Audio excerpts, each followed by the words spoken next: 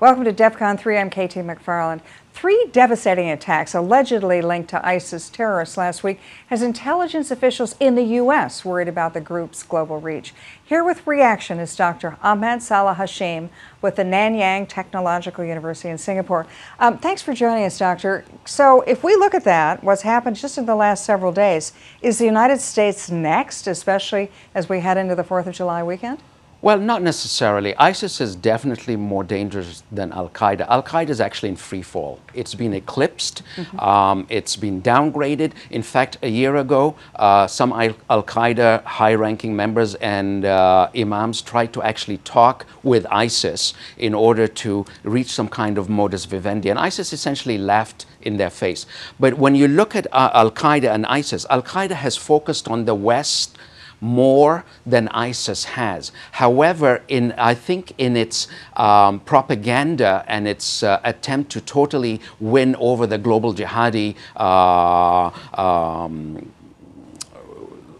world, so to speak, ISIS is reaching out to attack foreign targets. It is heavily involved in Syria and Iraq, and a lot of people thought that it didn't have the resources or the capability or the time or the energy to actually focus on attacking targets beyond Syria and Iraq. However, that might actually be changing. And yes, America, as far as ISIS is concerned, is an enemy. And because America's been bombing them, they may feel the necessity to attack American targets. And of course, the 4th of July is an iconic day for the United States. However, that does not necessarily mean they will attack U.S. territory. They may try to attack American interests elsewhere. Yes.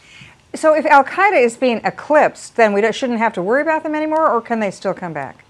Of course, they may try to come back because they are now engaged in conflict with ISIS. So they may try to show ISIS, well, we have more of the cards than you think you have. So what we may see is a ratcheting effect in international terrorism as both groups try to outbid each other. Outbat each other. Exactly. Yeah. You know, we keep hearing about these different radical Islamic groups around the world. Boko Haram, the Al-Nusra Front, Al-Qaeda, obviously.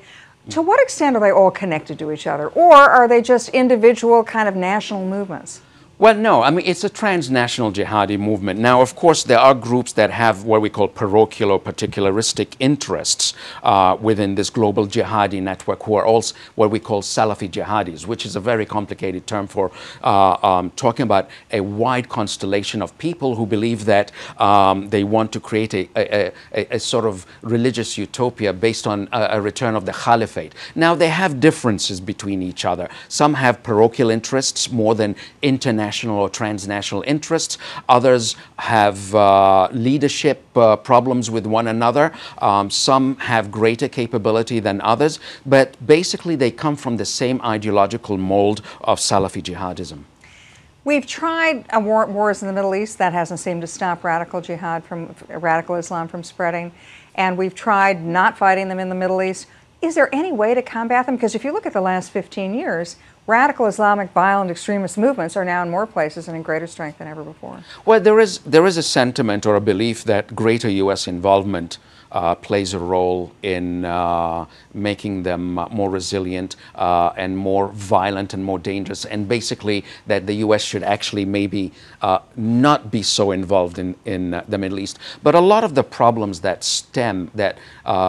lead to the rise of extremism and so on has to do with internal problems of the countries in the region and maybe even beyond the region. And a lot of these socioeconomic and political problems need to be dealt with. So even if the United States was not there, they would still exist. But the fact that the U.S. gets involved adds more fire to the situation, but it's not caused by the United States. But one thing which is really important to understand is that perceived U.S. support for autocratic, anti-democratic, or non-democratic regimes has contributed to the rise of this phenomenon. Having said this, keep in mind the Salafi jihadists are not pro-democracy.